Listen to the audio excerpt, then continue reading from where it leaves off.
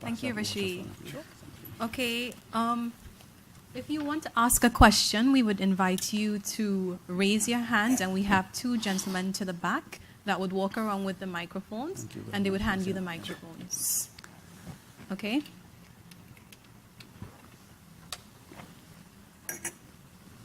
Oh, sorry, we'd also like you to state your name and the organization that you are representing as well, if you are from an organization.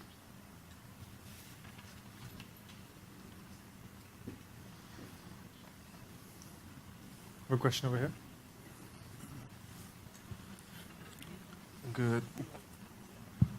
Good evening, everyone. I want to thank both Mr. Maraj and Mr. Raymond for sharing.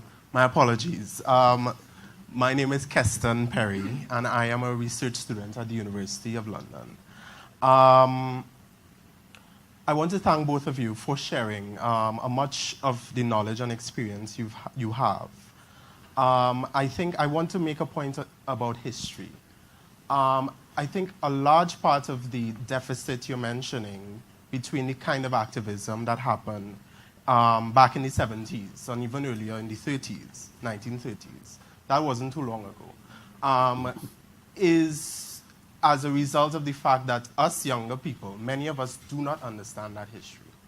And many of us aren't taught that history to a large degree. I first learned of Lloyd's best name when I was in postgraduate studies at UE. No, seriously. And that is to tell you to a very great degree where the kind of learning and the kind of activism and the kind of things we would like younger persons to be involved in do not come from. I was actually having this conversation on Facebook today with a trade unionist about why it is there is such disengagement between our population and the political directorate and the political structure that we have.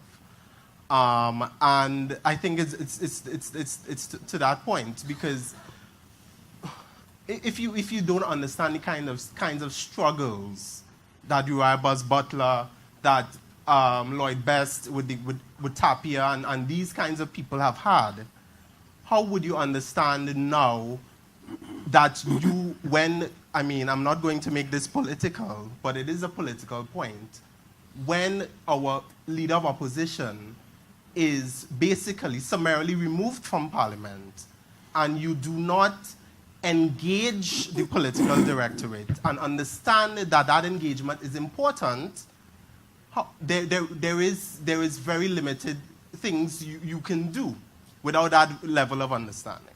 That's all I want to say.